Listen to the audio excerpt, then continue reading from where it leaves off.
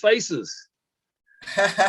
Baruch Hashem. The Zoom has got a great advantage and a disadvantage. The great advantage is you can talk to anybody anywhere in the world, but the only problem you can't necessarily see them. Anyway, Bapak-Ibu sekalian, Rabi ingin melihat wajah-wajahnya, mungkin coba buka kameranya sedikit dan sampaikan salam juga kepada Rabi, sambut sedikit ya. Jadi karena tadi Rabi berkata bahwa Zoom itu ya bagus bisa connect, tapi ya kadang-kadang kita nggak bisa melihat ataupun berinteraksi secara langsung. Yeah, alright. Those are the Indonesian, the Noah Indonesian. I don't want to force anybody. Hello, Rabi. They should be comfortable, but anyway, it is nice to see people from time to time. Hello, good, nice to see you. Hello, Rabi. Nice to see you. Itu kayaknya lagi sambil makan itu. Ada yang sambil makan. Good morning. Hello. Morning. I hope it's not too early for you. Hello. Thank you very much. All of this. Thank you. All right. Halo Robi. Greetings to everyone. All right. Saya mamanya Vinkan, temannya Yosi, Riser. Ya, alright. Okay. Alright. Oke. Good. Baik, terima kasih Bapak Ibu Saudara sekalian yang sudah menyapa. Kalau mau seperti tadi kata Rabi, kalau mau menyalakan kameranya silakan, tetapi bila mana bandwidth-nya ataupun juga koneksinya kurang baik, silakan bisa di off-kan juga, tidak masalah. Tapi Rabi sebetulnya sangat-sangat mengapresiasi kita. Rabi juga sangat-sangat bersyukur bisa bersama dengan kita walaupun hanya melalui Zoom. Besrat Hashem, we will be able to meet face to face, Rabi. Either you visit us or we visit you. Either way is okay. Besrat Hashem in the future. I don't mind. It's good. It's good.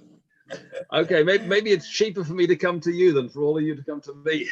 Definitely, it's better off. It's only one person. Anyway, and definitely we will be welcome you. But you might want to come to visit Australia. That's lovely. Good. All right. Now, shall we start now? Sure, Rabbi. The audience and time is yours now. Okay, wonderful. All right, today I want to speak a little bit about the theme of the Noahide laws and different political systems. I began to discuss this with Leo beforehand, and as I said before, I'm looking forward to hearing from you all or whoever wants to speak, because the question I would like to ask you is, how do you feel that you are able to live happily according to the Noahide laws in your society? And on the one hand, as I've mentioned to Leo, Indonesia is, as we say, a breath of fresh air for us in the West, because we are struggling here with the destruction of the family, with lack of belief in Hashem, and so on. And this is something in which Indonesia is strong. But I understand also that there are certain aspects of your society where you feel that there may need to be some improvements to help you live more happily as a Noahide. So I'd be interested to hear that. As I say, the whole purpose of the discussion is constructive. It's not to attack a society. Heaven forbid. That's not what we're here for. We're here for improvements, not for attack. We're here for it's about the solidarity of humanity. That's what it's about. Yeah. Now, I just want to start by saying that the Noahide laws do not require any one particular economic or political system. It is not. Rabi, I'm sorry. Before you continue, let me translate that first paragraph of your because you gonna ask them to express their what is their needs, right? To live happily as a Noahide in Indonesia. I think this is very important, and I would like them to think along the way while you are explaining. So I'm sorry, pardon me to stop you, Rabi. Sure. Oke, Bapak Ibu Saudara sekalian, selamat pagi. Kali ini Rabi akan membawa kita terkait dengan bagaimana penuh itu dikondisikan dengan beberapa sistem ekonomi dan sistem politik yang mungkin ada di dunia gitu ya. Nah, tadi kan Rabi juga berkata bahwa Indonesia itu sangat penting. Kita itu sesuatu yang sangat sebuah komunitas yang sangat penting, dan ini seharusnya harus didengarkan oleh pemerintah kita, bahwa karena menurut Rabi adalah gini, Indonesia itu seperti udara segar atau hembusan angin segar terkait dengan beberapa hal yang menjadi penyeimbang dari sistem Barat, ya. Rabi berkata bahwa budaya Barat ataupun sistem Barat, apapun yang boleh kita katakan di sini ya, itu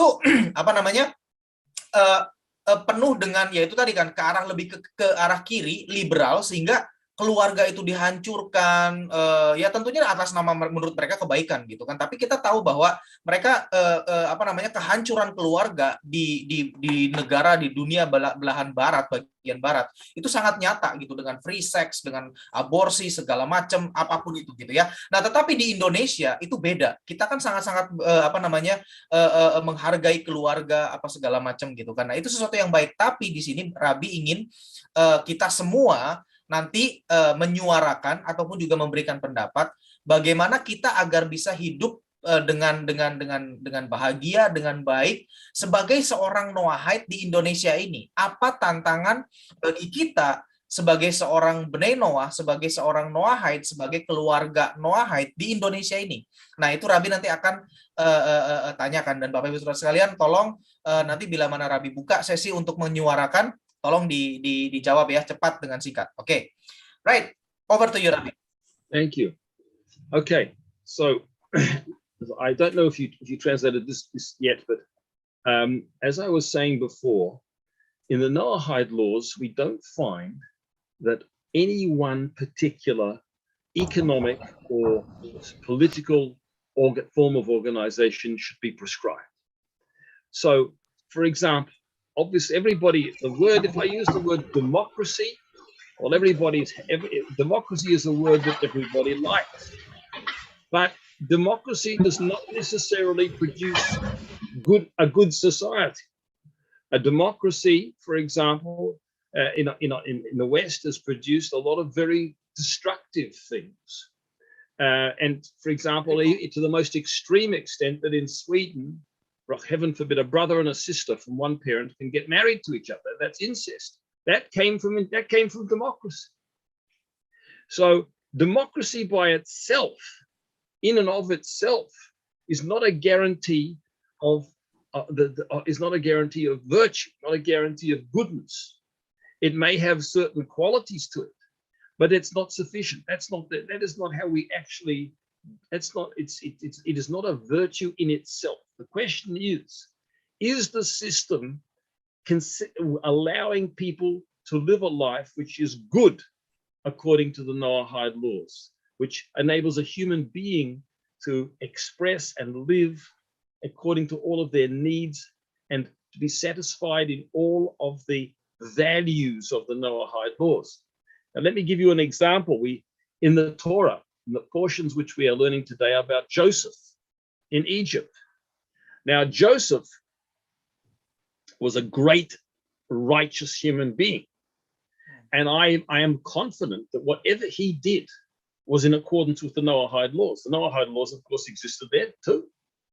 Now, we find that when there was a famine in Egypt, when there was hunger in Egypt, and the Egyptians themselves had no food, so Joseph arranged that their land, they came and they said, we need the state to take care of us. We have no more money. We need the state to take care of us. And we are prepared to sell all of our land, to give over our land to Pharaoh, to the state, in return for our sustenance, that we should be fed and we should work for the state. So Joseph facilitated that. And as I said before, I do not believe that Joseph would do anything which is against Noahide law. And what you see then is that you had an extremely centralized economy, where the state owned all of the land, and people worked for it. There wasn't much private property. So, but under Joseph, if Joseph set that up, that shows that there was no transgression of Noahide law in that arrangement, particularly since it was voluntary. The people themselves gave their land to the state in exchange for being fed. It was, if you like, I don't know. It was a form of communism or whatever you want to call it. It was a highly centralized system. Mm-hmm. Now, by the same token, you can have a system where other systems. I'm quite sure that, particularly, in maybe things have changed a lot, but in let's say 60 or 70 years ago, many Western societies would have corresponded to the Noahide model maybe 80 years, 70 years ago, to quite a high degree. They were societies which there was still belief in God. There was morality. The family was still the central unit, and so on and so forth. So the Noahide laws could exist in a system which was democratic, and it could be violated in a system which is democratic. The Noahide laws can exist in a state which is highly centralized, and they can be violated in a state which is highly centralized. So that's the initial point I want to make, and then maybe you'd like to translate that first, and then I will come to the new point of how we analyze whether the society, regardless of the system, is working according to Noahide law or not. Alright, Rabbi. Baik, Bapak Ibu Saudara sekalian. Jadi penjelasan kali ini atau pengajaran Rabbi kali ini membawa kita masuk kepada ranah sistem negara ataupun sistem perpolitikan yang ada ya. Nah, tapi ini kita melihatnya dengan dengan pola pandang atau dengan kacamata hukum Nuh seperti itu atau Noahide laws. Oke. Nah, secara kita juga sudah pernah belajar, tentunya setiap kita sudah melihat dan terutama yang anggota komunitas Bani Noah Indonesia sudah membedah secara detail ya kan 7 hukum Nuh itu apa aja. Nah, di dalam hukum Nuh itu tidak pernah dipreskripsikan, tidak pernah diberikan sebuah konsep atau sebuah bentuk sistem pemerintahan yang wajib diikuti, tidak ada. Nah, yang penting buat hukum Nuh adalah apapun sistemnya, apapun konsepnya, apapun bagaimana cara mengelola negara tersebut, kita bisa sebut ada sistem demokrasi, ada sistem kebebasan atau apa segala macam gitu kan, bahkan termasuk sistem yang sangat tersentralize atau sangat-sangat terpusat gitu ya, dictatorship atau apapun lah gitu, komunisme mungkin, selama hukum Nuh tidak dilanggar, silahkan. Yang penting tidak boleh ada hukum Nuh yang dilanggar. Ya, artinya rakyat ataupun manusia itu harus bisa menjalankan hukum Nuh dengan baik. Artinya juga sistem pemerintahan itu harus bisa berkorespondensi dengan baik dengan poin-poin dan detail-detail daripada 7 hukum Nuh. Gitu ya. Nah, sebagai contoh tadi di awal kita sudah, mungkin bagi Bapak Ibu Saudara sekalian yang sudah masuk lebih awal sebelum Rabbi menyampaikan kuliahnya, saya dan Rabbi ada berdiskusi terkait dengan masalah demokrasi gitu kan. Nah, demokrasi itu bisa menjadi sesuatu yang baik atau sesuatu yang buruk juga gitu kan. Karena kita lihat demokrasi di bagian negara bagian barat itu justru melahirkan sesuatu yang buruk. Kenapa? Terlalu bebas, terlalu sampai tidak ada batasannya. Bahkan tadi sampai Rabbi berkata bahwa sistem yang demikian itu akhirnya menghancurkan keluarga. Pernikahan sesama jenis, gender ataupun juga jenis kelamin dikaburkan, ada jenis kelamin ketiga lah apa segala macam. Seperti itu kita tahu sekarang faktanya kan.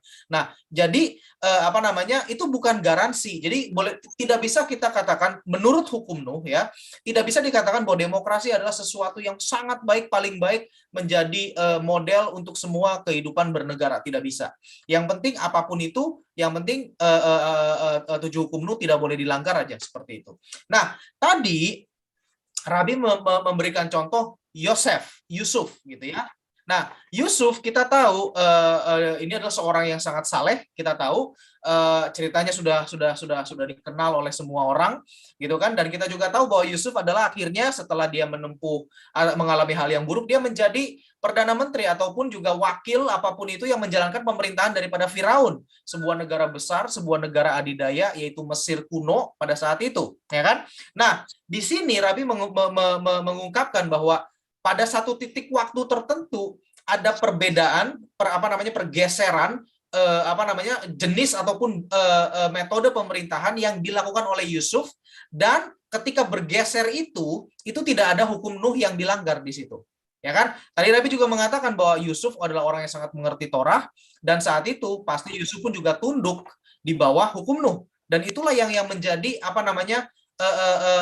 yang menjadi pedoman bagi kehidupan dia pribadi maupun ketika dia memerintah di kerajaan Mesir saat itu. Nah, ceritanya kita semua sudah tahu terjadi saat itu ada famine, ada kelaparan saat itu, ya kan? Nah, terjadi kelaparan sangat berat. 7 tahun kita tahu ceritanya, dan ketika di tengah-tengah kelaparan itu sudah mulai kacau kondisinya, rakyat sudah mulai tidak tahan segala macam seperti itu kan, sampai akhirnya rakyat datang, ada ditulis di dalam kitab Kejadian, kitab Bereshit, datang kepada Yusuf sebagai pemangku kepentingan, pemangku pemerintahan saat itu, berkata kita sudah nggak tahan, kita udah nggak punya uang, kita udah nggak punya benih, bahkan benih yang ada di dalam rumah kita yang harusnya untuk kita tanami itu pun sudah kita makan, gitu kan? Nah, akhirnya mereka mengatakan kepada Yusuf, nih kita punya tanah, belilah silakan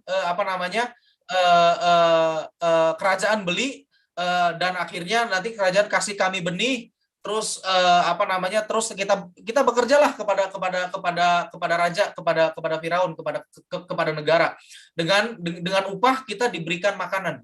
Nanti kita bisa makan, yang penting kita bisa hidup aja deh gitu. Itu keadaan sangat berat gitu saat itu kan.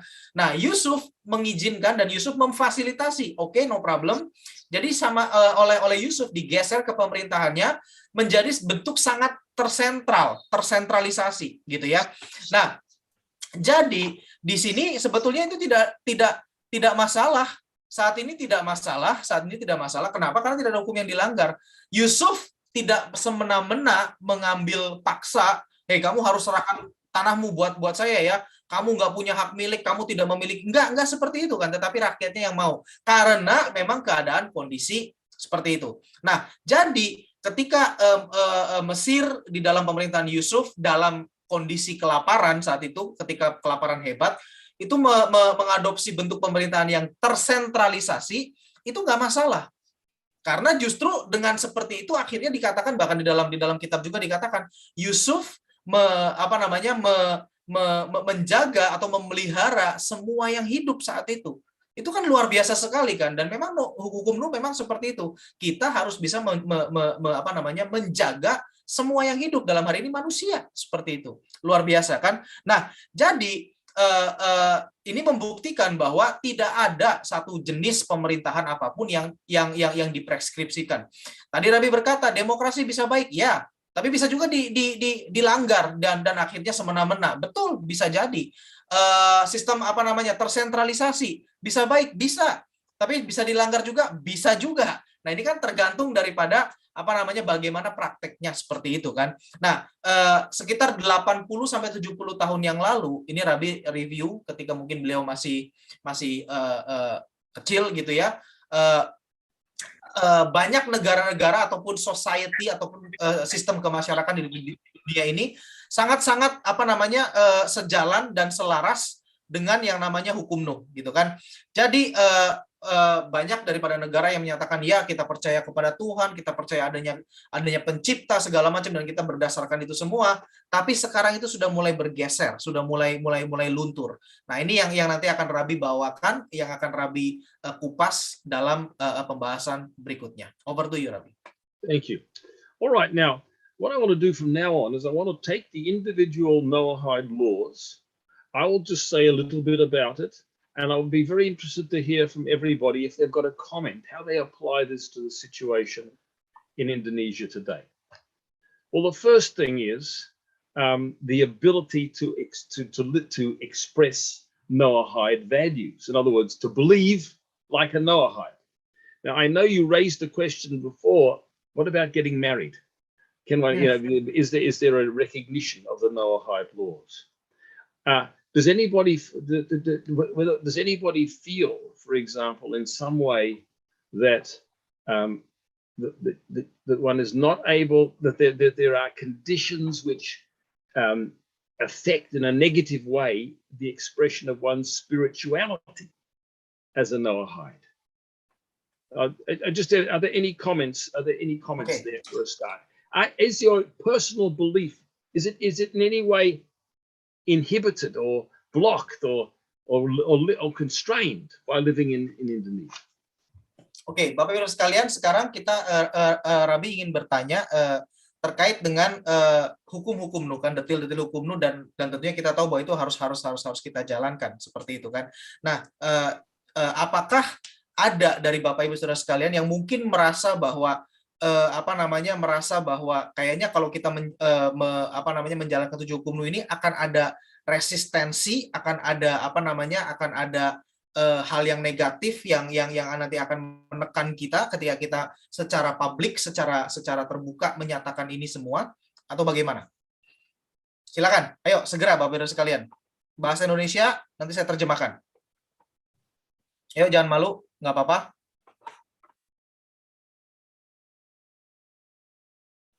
Halo. Ayo di unmute. Silakan.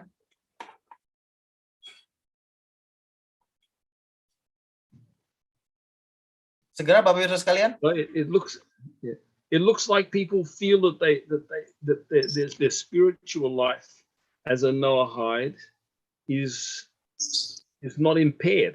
Is that Emmanuel was going to say? Someone because if this is not a problem, then there are other areas which I would raise. I would, for example, ask about the question of justice. Now, do people feel that there is there is a limit on justice, the access to justice in Indonesia? Now that because there is a question of whether when people have complaints, are they able to express their complaints? Are their complaints heard by anybody? Oke, jadi Rabi tadi mengambil kesimpulan karena Bapak Ibu Saudara sekalian diam aja ketika nanyakan apakah ada tekanan ketika kita menjalankan 7 hukum. Karena tidak ada yang menjawab, Rabi berkata bahwa kita tidak memiliki masalah. Artinya kita mengekspresikan sisi spiritual kita sesuai dengan 7 hukum nu itu tidak masalah. Oke, jadi tidak ada tekanan, which is bagus. Nah, sekarang terkait dengan justice, terkait dengan keadilan. Apakah ada mengalami kendala ketika kita mengharapkan keadilan, ketika kita mencoba untuk mencapai keadilan, apakah ada kendala yang Bapak Ibu Saudara sekalian hadapi saat ini? Silakan. Atau semua baik-baik saja? Mungkin saya mau ya. Silakan Pak Lori. Ya. Barangkali yang pertama, masyarakat Indonesia secara umum belum mengenal secara spesifik tentang benih Noah itu seperti apa. Oke. Karena itu kita membutuhkan mitra, misalnya seperti NU, untuk bagaimana bisa secara luas benih ini atau benih Noah ini bisa dikenal oleh banyak orang. Nah, terutama bagi kita juga. Kalau saya secara pribadi, karena saya di dalam keluarga ada komunitas, ada Kristen, ada banyak aliran Kristen. Pak Lori, sorry, mungkin Pak Lori sambungkan ke speaker ya. Jadi feedback suaranya Pak Lori. Mungkin bisa diitukan dulu. Pak Lori unmute lagi. Silakan Pak Lori. Oh, ya. Ya. Jadi bagaimana kita sebagai seorang benih Noah bisa menempatkan diri, dan secara pribadi itu juga harus menyampaikan realitas kehidupan kerohanian kita sesuai dengan kenyataan yang kita alami. Sehingga kita tidak bisa lagi menutupi diri bahwa kita ini adalah benih Noah. Karena itu kita harus lebih paham tentang jati diri kita sebagai seorang Bani Noah. Karena saya yakin Bani Noah itu akan bisa masuk di lini mana saja, mau di Kristen, mau Pentakosta, Katolik, bahkan Islam. Ya, karena itu strategi apa yang harus kita lakukan sebagai seorang Bani Noah supaya kita bisa secara langsung memperkenalkan identitas kita dan kita juga dikenal oleh masyarakat luas. Soal hukum kita akan mempelajari secara bertahap karena itu dia akan melekat dengan kehidupan sehari-hari kita. Nah, barangkali itu Moreleo, apakah suatu saat kita akan membuat seminar besar yang menghadirkan Rabi supaya Bani Noah ini bisa dikenal di khalayak umum. Barangkali itu dari saya, Moreh. Saudara Rabi. Pak Lori, sebentar, karena ini ada dua pertanyaan yang terkait. Jadi sebetulnya yang pertama, secara individu sendiri, Pak Lori dan keluarga ketika menyatakan bahwa dan menjalani kehidupan dengan 7 hukum Nuh itu tidak memiliki tekanan dari apapun di sekeliling, tidak masalah ya Pak Lori ya. Yang pertama. Sangat tidak bermasalah. Tidak bermasalah. Oke, Baruch Hashem. Yang kedua, secara hukum itu kendalanya selain daripada tadi yang Rabi katakan, karena beliau juga mendapat informasi dari kita kan juga kesulitan kalau misalkan ada salah satu dari kita, anak kita atau siapapun yang ingin menikah gitu kan, itu kan masih sulit. Selain daripada itu, ada lagi nggak aspek hukum yang mungkin Pak Lori hadapi saat ini? Untuk saat ini belum ada. Jadi orang masih menilai dari segi pembawaan hidup saya. Karena saya tidak dari dulu waktu masih di yang sebelumnya Pak, ya memang saya punya pembawaan diri saja yang mereka menilai, tetapi secara organisasi itu mereka belum tahu secara detail tentang Noah. Saya terjemahkan Pak Lori. Bapak Ibu sekalian, saya terjemahkan Pak Lori, dan yang lain kalau ingin menyampaikan silakan. Jadi bisa langsung disampaikannya setelah saya menjelaskan. Rabi, what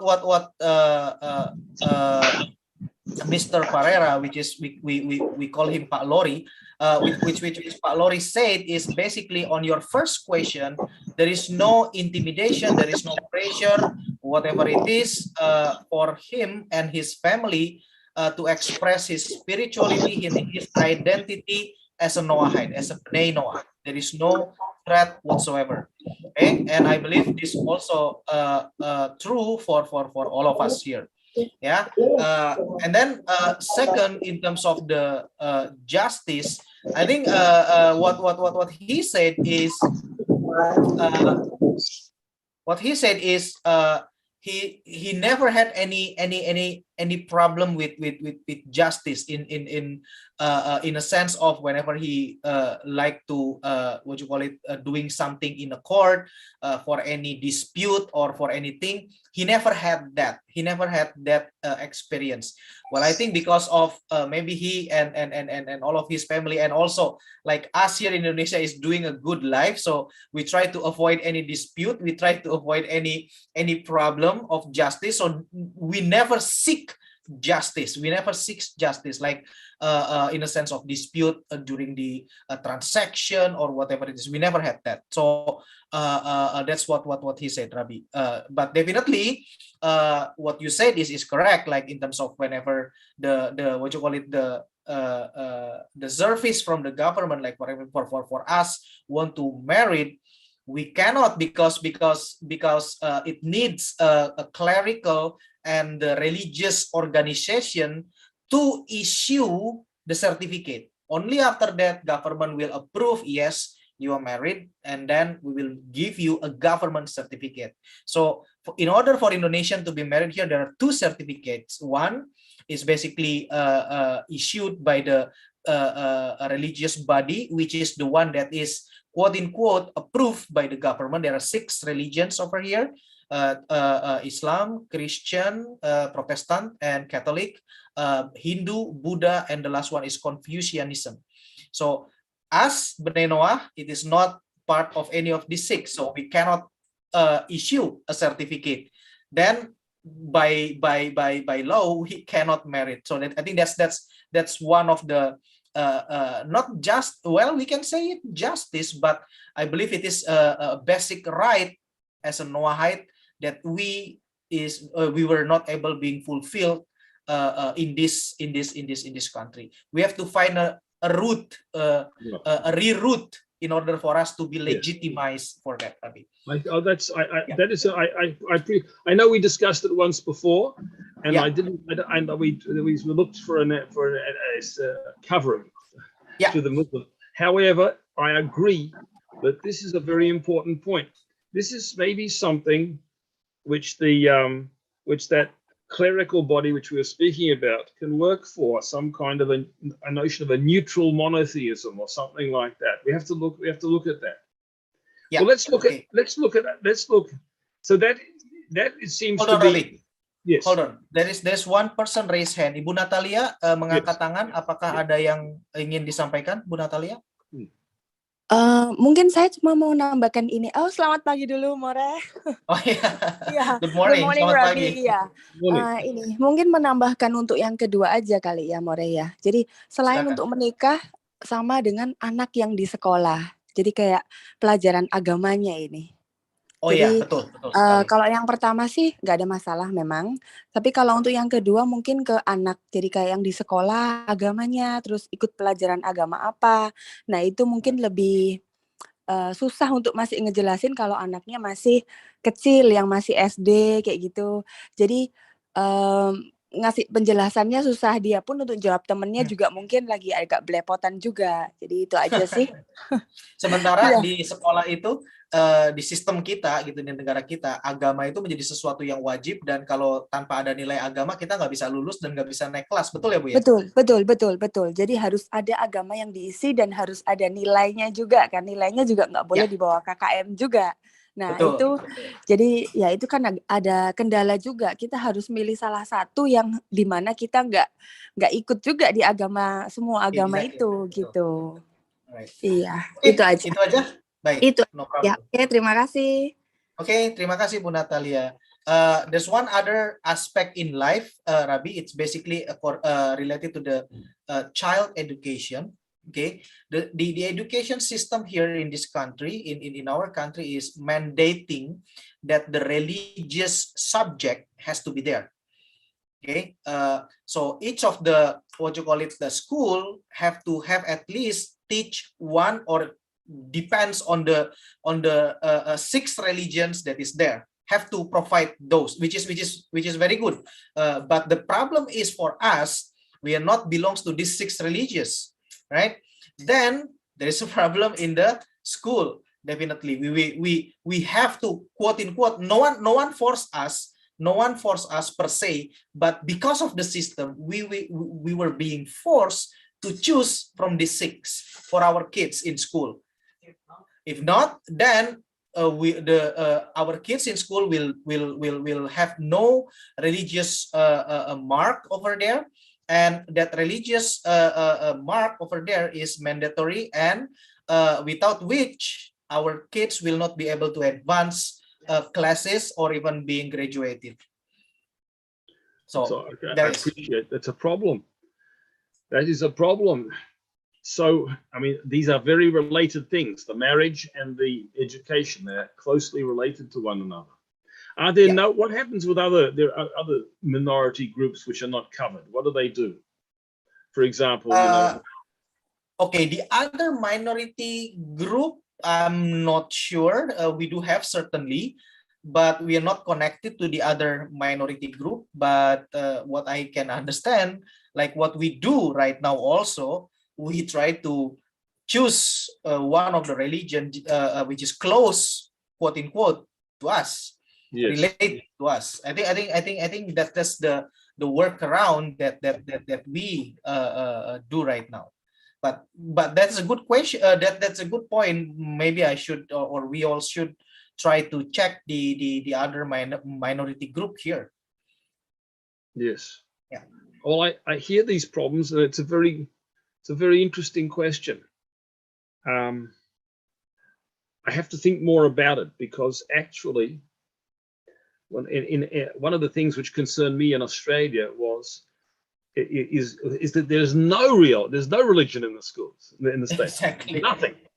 Now the question then is, if we want to introduce an idea of religious education for those who want it, what is it to be? You know, in other words, can we suggest that there is this neutral monotheism? You know, the neutral monotheism, which is the Noahide. It corresponds really to the Noahide laws.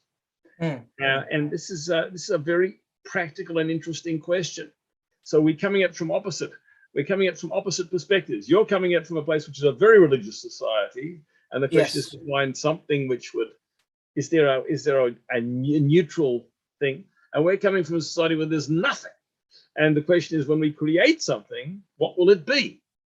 So I don't have the answer now. I actually have thought about it in the past, but maybe this is something which we can discuss also with that body if they can think that there is some sort of neutral monotheism. Now, for example, in the United States, there was this concept of what do they call it? Of an ethical monotheism. In other words, what you find is that the presidents of the United States, when they would there was a Thanksgiving address or some special occasions, for hundreds of years, you almost never heard the name of the founder of Christianity. Now they were Christians, but they left the name out.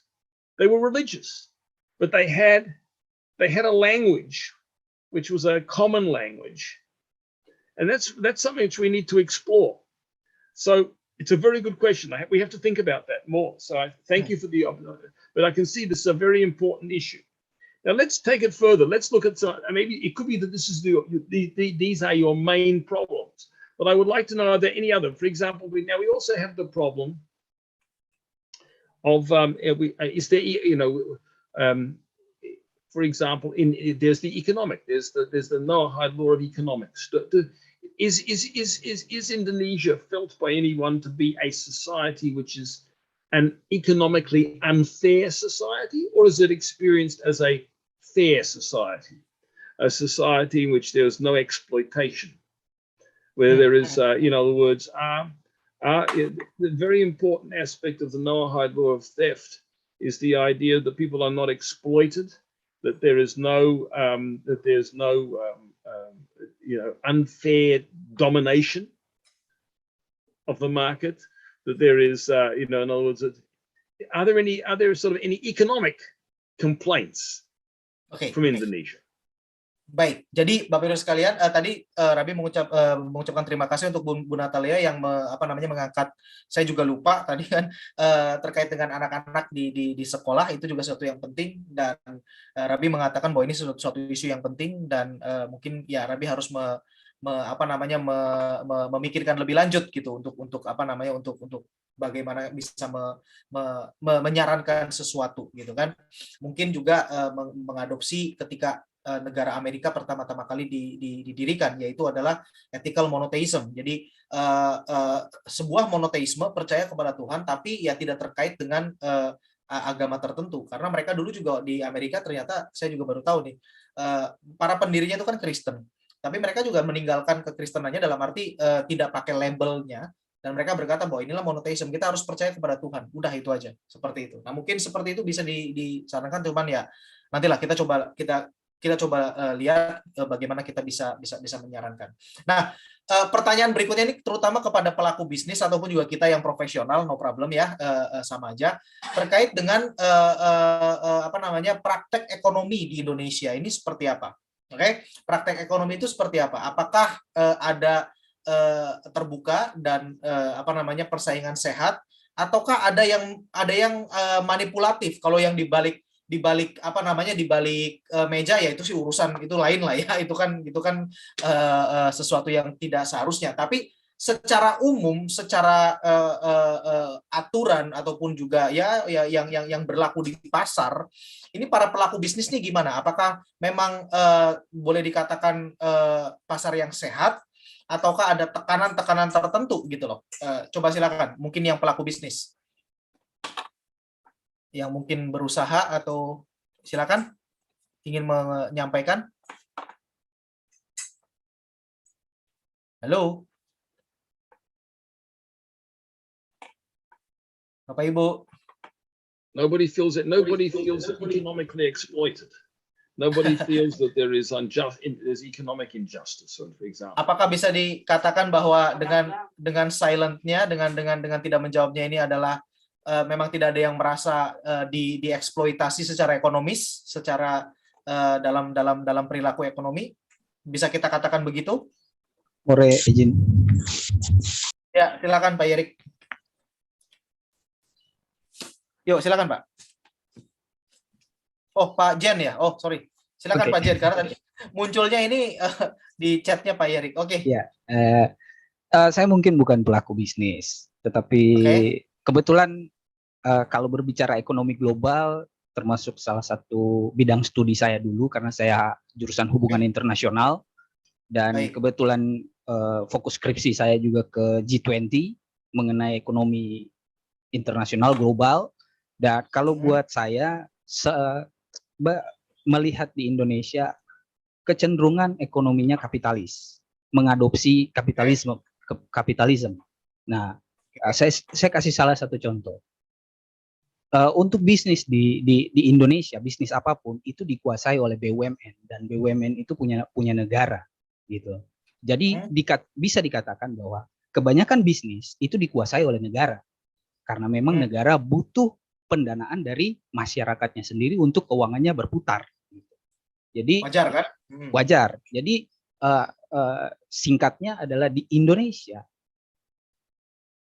mengadopsi sistem ekonomi kapitalisme dari negara Barat sebenarnya. Gitu. Jadi secara gamblangnya seperti itu gitu.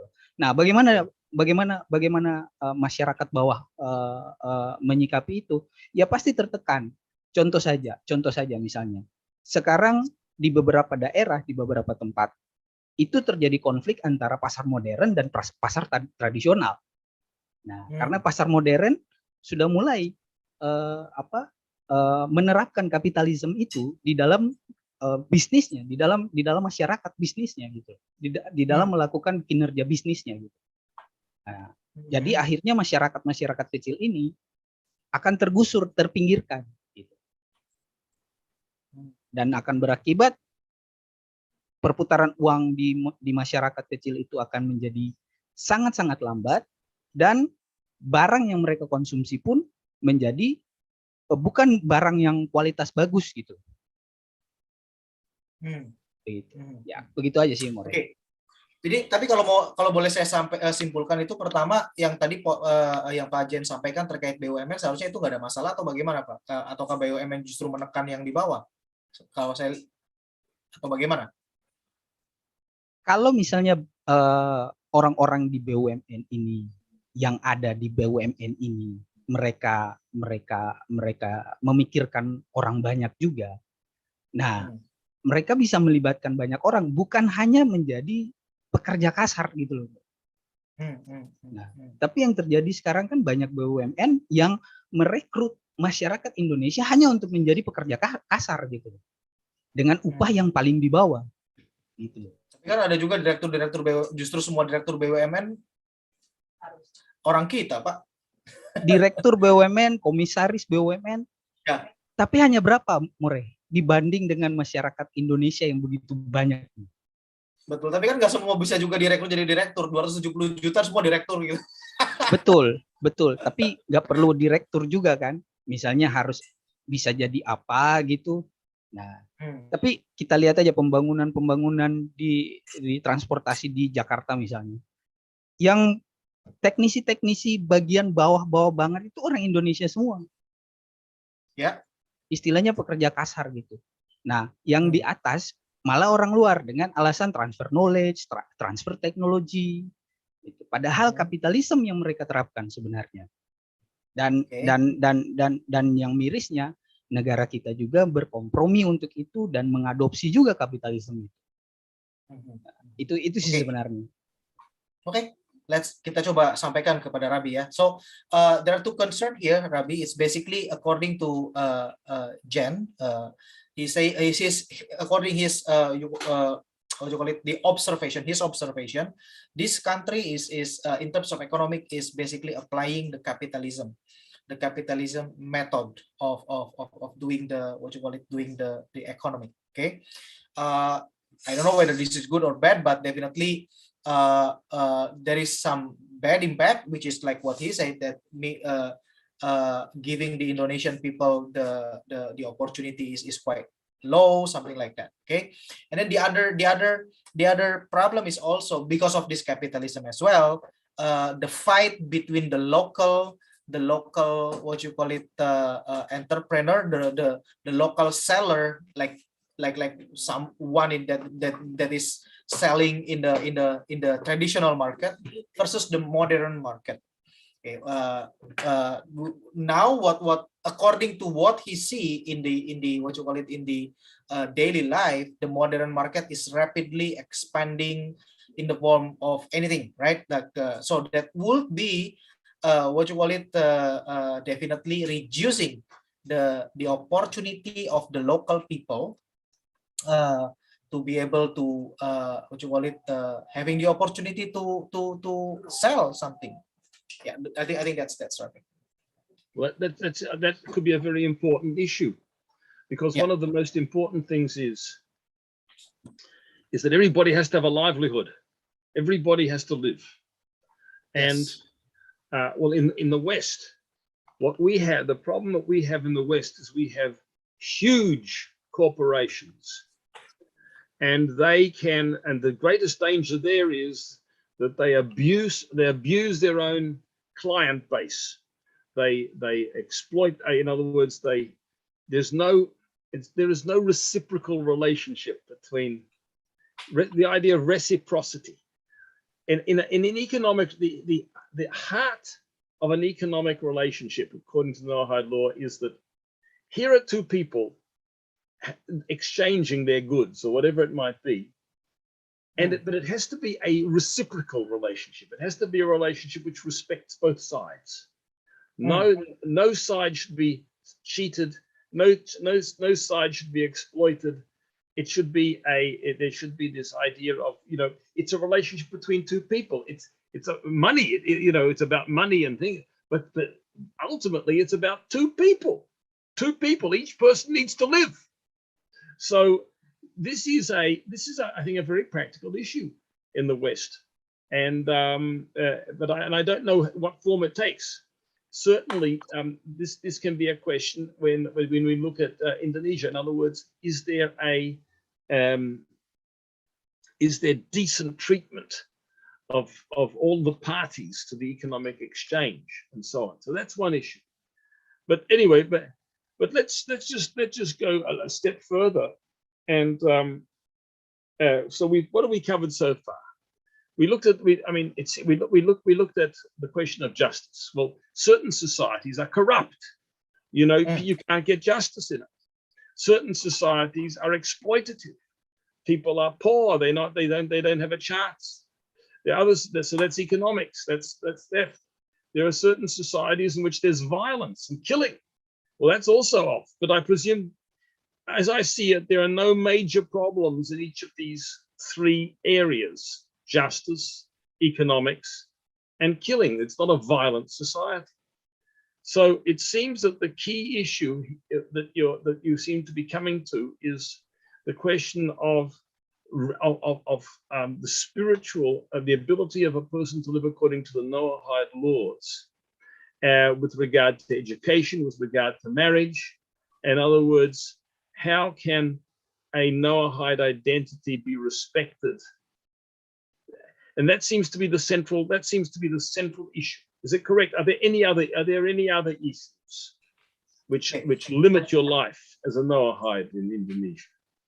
I can agree with you, Rabbi, but let me translate this to the people, so just to get their confirmation. Jadi, Bapak Ibu sekalian, ya kita sudah tadi Rabbi melemparkan 3 hal Yang pertama adalah terkait dengan terkait dengan keadilan, ya kan, terkait dengan sistem ekonomi, dan juga terkait dengan terutama menghargai kehidupan manusia gitu. Karena ada negara-negara yang kita tahu juga, yang kita akan informasikan beredar sangat-sangat luas sekarang ini, ada negara-negara yang sangat-sangat tidak adil gitu kan, bahkan hukumnya aja juga sudah ngaco gitu kan, ada seperti itu. Lalu ada negara-negara juga yang sistem ekonominya ya tidak baik, dalam arti tidak memberikan kesempatan buat orang itu untuk berdagang secara fair gitu kan. Karena tadi Rabi menjelaskan ketika menjawab penjelasannya Pak Jen itu, bahwa di dalam Noahide itu yang penting adalah dua-duanya ini harus dihargai sebagai manusia yang sama-sama ingin hidup. Itu yang pentingnya gitu loh. Tidak boleh ada yang merasa saya lebih tinggi, saya lebih rendah segala macam. Nah, tapi tentunya adalah kesempatan untuk bisa mempertahankan diri dan memperoleh sumber penghidupan. Intinya sih seperti itu. Nah, yang ketiga adalah terkait dengan masalah menghilangkan nyawa orang, tidak menghargai kehidupan. Nah, kalau Rabi ambil kesimpulan dari yang sudah kita diskusikan, bahwa sebetulnya tiga hal ini tidak ada masalah yang sangat-sangat luar biasa gitu kan, artinya sampai darurat gitu, karena tidak ada, karena dari yang kita didiskusikan ya, kita oke, secara hukum kita punya gitu kan, secara ekonomi kan ya memang tidak 100% sempurna tapi sudah berjalan, dan juga kita tidak ada orang yang tiba-tiba semena membunuh orang begitu saja, karena ada hukum juga yang melindungi kita gitu kan. Nah, jadi Rabi tarik kesimpulan bahwa yang menjadi isu ataupun permasalahan bagi kita di Indonesia Bene Noah itu adalah identitas spiritual. Seperti itu, seperti bagaimana kita bisa melangsungkan pernikahan, anak-anak kita seperti apa. Jadi lebih ke arah identitas spiritual, yaitu pengakuan identitas spiritual seperti itu. Ya, itu kesimpulan Rabi. Apakah ada yang ingin disanggah ataupun ada yang ingin menambahkan? Saya beri waktu, silakan. I'll give like one or 2 minutes for them to speak up, Rabi. If not, then we can conclude that what you say it is correct. Oke, silakan Bapak Ibu.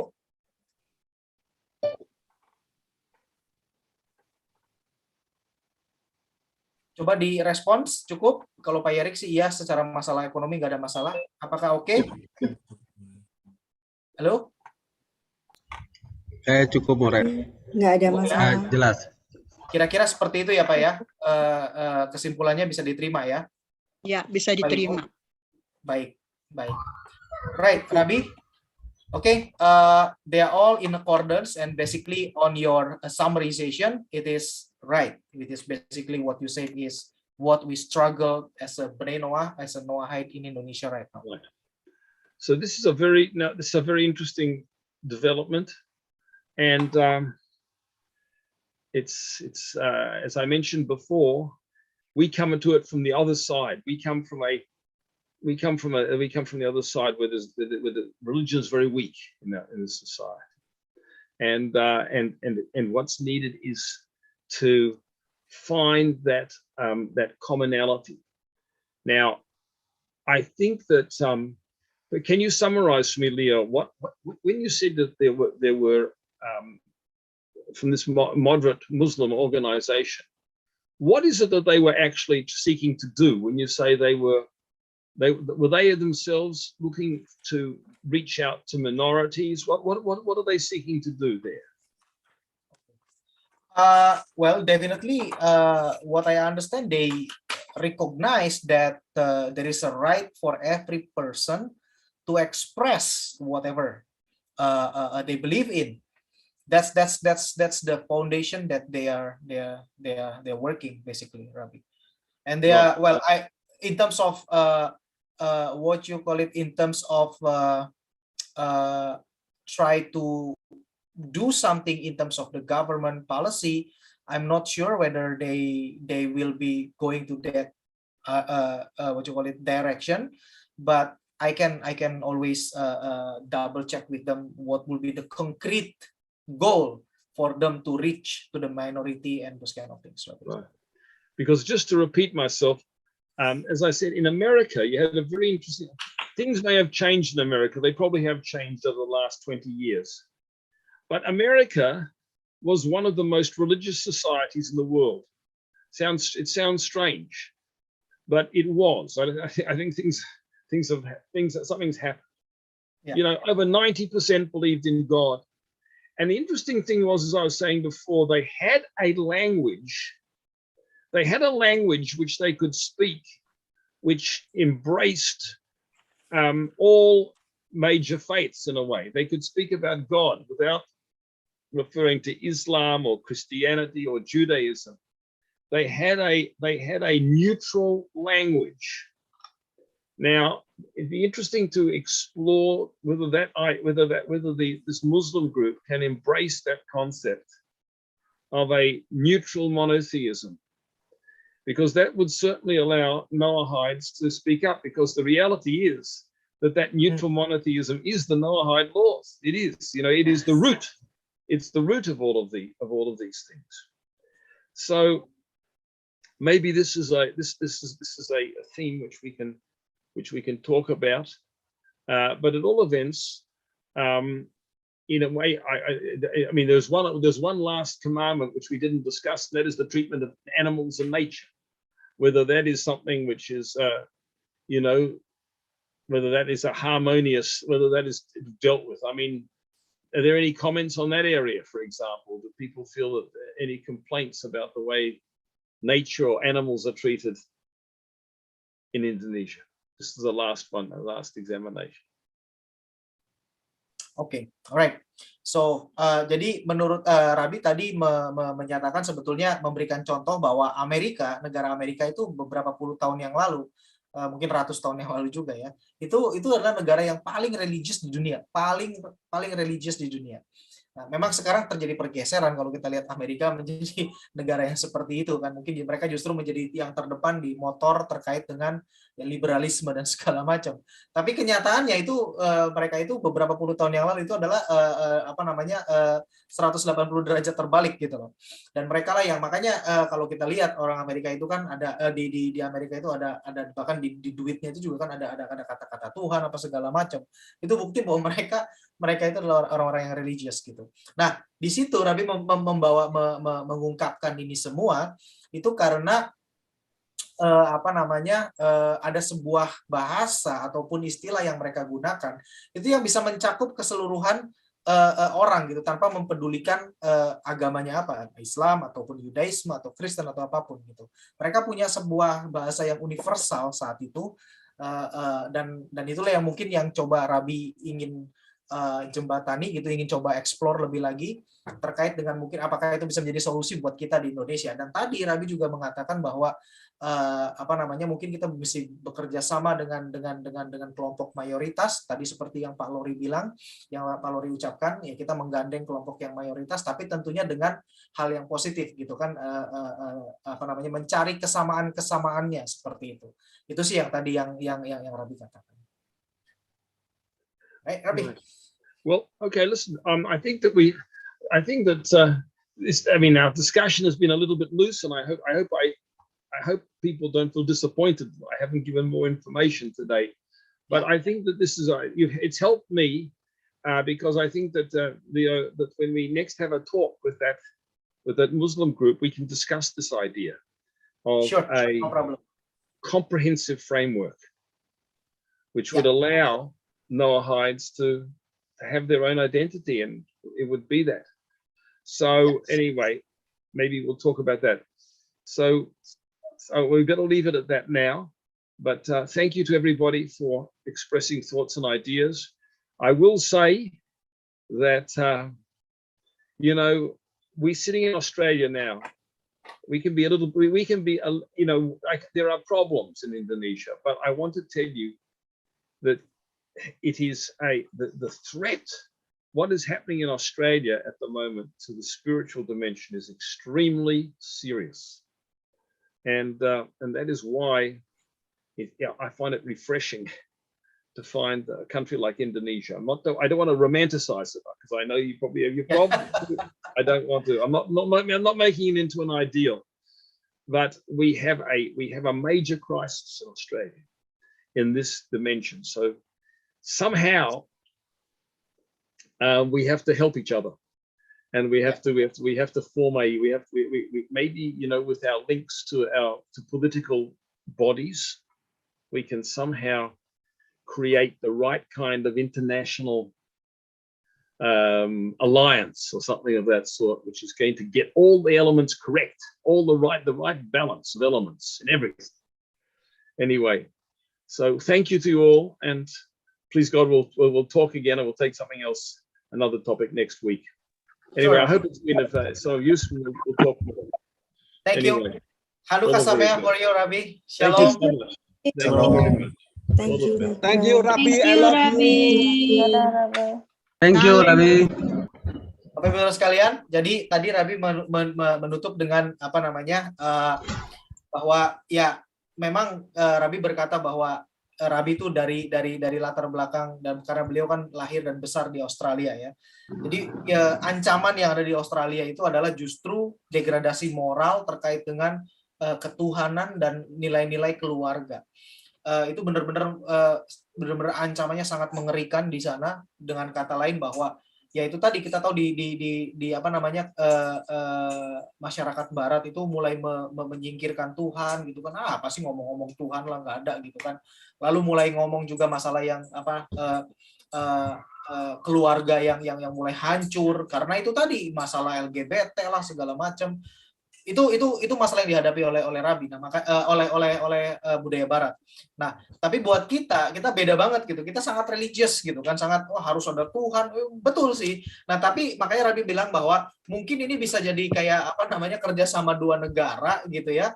Yang satu religius, yang satu juga apa namanya sangat-sangat nggak mau, bahkan mau menyingkirkan Tuhan. Nah, ini mau kalau mungkin bisa dijembatani, dibalancekan, itu akan sangat luar biasa gitu. Makanya Rabbi tadi berkali-kali ngomong Indonesia itu seperti apa namanya, seperti angin segar buat Barat dalam hal kita itu sangat peduli dengan Tuhan. Kita itu bangsa yang sangat peduli dengan Tuhan. Itu aja sih luar biasanya. Ya, ya perlu dicari balance-nya, perlu dicari keseimbangannya, dan tentunya Rabbi juga memahami itu semua.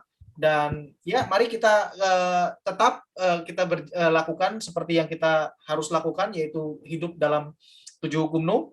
Jangan berhenti ya kan, dan sambil kita juga terus berusaha untuk membuat situasi yang lebih kondusif buat kita semua. Saat ini sudah cukup oke, tapi itu ada beberapa hal yang mungkin mengganjal dari sisi kita, dari sisi pernikahan, dari sisi pengakuan, dari sisi anak-anak seperti itu ya. Mudah-mudahan itu bisa kita bereskan. Mudah-mudahan negara juga mengakomodir kita untuk ke arah yang lebih baik. Karena kita jelas-jelas apa namanya cinta dengan negara ini kan, kita tahu bahwa kita lahir dan besar di sini, dan kita juga akan mau memajukan bangsa kita sendiri. Baik, nanti bila mana dibutuhkan diskusi-diskusi selanjutnya, siap-siap ya Bapak-Ibu sekalian, dan tolong jangan malu-malu. Oke, terima kasih. Dan untuk anggota Bani Noah Indonesia, member, jangan lupa nanti malam kita akan lanjutkan kitab Bereshit. Kita akan bedah lagi kitab Bereshit, dan itu akan menjadi apa namanya, kita bisa mengerti lagi diri kita itu sebenarnya seperti apa, manusia itu seperti apa. Akan sangat luar biasa. Baik, Bapak-Ibu sekalian, terima kasih. Kita cukupkan sampai di sini. Silakan melanjutkan aktivitasnya untuk member Bani Noah Indonesia. Sampai jumpa nanti malam. Saudara Bah. Saudara, Saudara,